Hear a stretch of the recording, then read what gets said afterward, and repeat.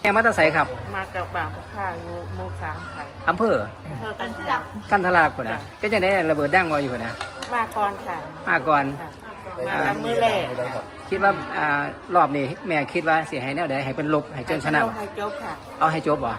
นี่นี้เหรอค่ะขี้ข้านนี้แหละเป็นบ่รอบที่3 รอบเลย3 รอบแล้วไอ้รอบที่แล้วที่ระเบิดลงปั๊มน้ำมันเนี่ยแม่อยู่ไสอยู่บ้านที่บ้าน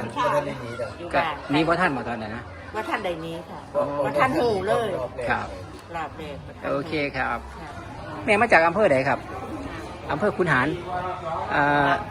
บ้านขุนหารเพิ่นอพยพมาเบิดเลยบ่เลยจังไหนจะไปอยู่คนละทิศละทางอ๋อแยกกันอยู่ขุนหารมา2 คนขุนหารมา2 คนอยู่ในบ้านมันเป็นแนวใดเนี่ยแม่ระเบิดดังบ่แต่ว่าบ่ทันหูต้นมาบ่ทันโอ้แต่ว่าทางการแผนมาหอดมือว่างเนี่ยครับผมแต่ว่ามื้อนี้บ่ฮู้ครับ